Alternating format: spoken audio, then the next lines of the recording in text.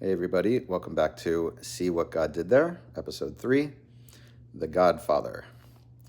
We finished last episode talking about what does it mean for the Jewish people to be light into the nations, and why the Jews had to go through the slavery in Egypt in order to become ready to be a light into the nations, and how the slavery was a humbling process for them physically and spiritually and socially in order to be able to go out and to bring God's light and healing to the nations without a sense of superiority or supremacy or narcissism, so that they would understand the plight of all peoples and be able to bring Torah's healing to them. One of my friends, Zalman Wunsch, actually responded with an interesting point that the Haggadah starts off where it talks about how in the beginning our forefathers were worshippers of idols, and then God brought us close to him, to his service. And in a sense, it's the same theme, where it's saying that we, the Jewish people, we were brought close to God's service, but he brought us from a place of very deep spiritual humility. I would say even spiritual lowliness from being idol worshippers. I want to touch upon another point that's interesting that comes out of there. We read about the 4 sons, and each of the 4 sons is discussed in the Torah in different contexts, whether in the context of the son asking about the Passover celebration rituals, or the son asking about the mitzvah of Pidyon Ben, or the son just generally asking about Torah mitzvahs in general.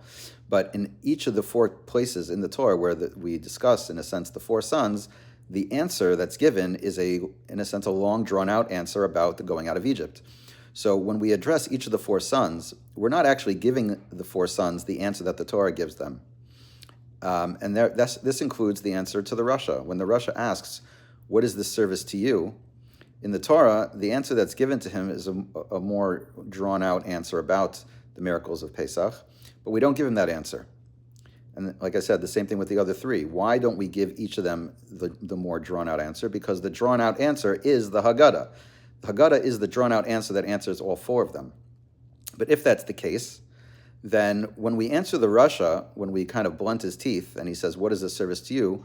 And we say, we blunt his teeth, he says, Loi v'loi li, lachem v'loi loi. So we say, this is what God did for me, not to him.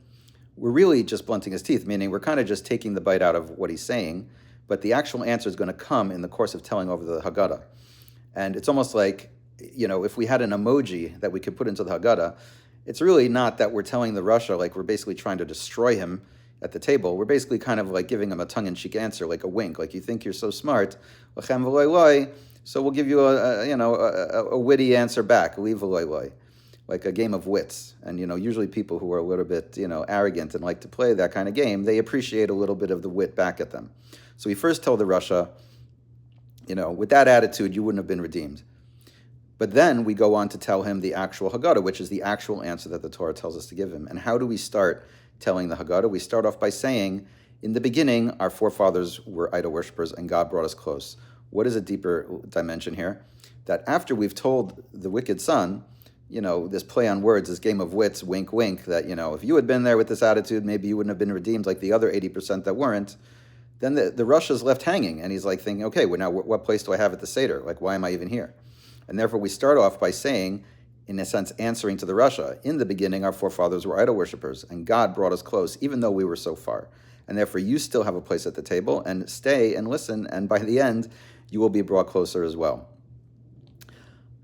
This is an important part of the idea that as we go out as a light into the nations, even when we find people who are literally idol worshippers, there are many idol worshippers who are living moral lives, but even if you meet people who are living immoral lives, the idea is that we don't go out with a sense of supremacy, of superiority. We go out with a sense of humility to bring them close, with confidence in God and God's Torah that it will bring them close. And with this, I want to bring one last point about what it means to be the light into the nations. The first thing that God told Moses to tell Pharaoh was, B'ni b'chayri Yisrael. The Jews are my firstborn child. Now, this immediately implies that Jews are not the only children of God. We are the firstborn. And that to be the light into the nations, to be the chosen, means to be the firstborn and to fulfill the role of the firstborn. Now, what does it mean to be a firstborn? So I haven't done like a full anthropological study, but based on, let's say, the literature and the cinema, the firstborn is typically understood that he was supposed to be there in order to, A, help the father achieve his vision and his work and his goals and his dreams. And the firstborn was also supposed to be a role model for the other children in how they should behave. Because of that, the firstborn, in a sense, was called to task more, was held to a higher standard, and in that sense, disciplined maybe more. But because of going through all those, extra demands, the firstborn also gets a double portion of inheritance. So too, the Jewish people, as the firstborn, we were the first that God chose to be those who would help bring his goal, his vision, the Father's goal, the Father's vision to fruition, and also to be a role model to the other children about how they should behave to also, in a sense, join and be able to bring the Father's vision into fruition.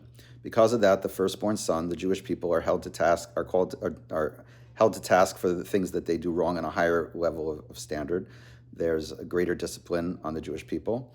There happens to be, because of that, there will be a greater reward for the Jewish people and for those among the non-Jews who choose to join the Jewish people.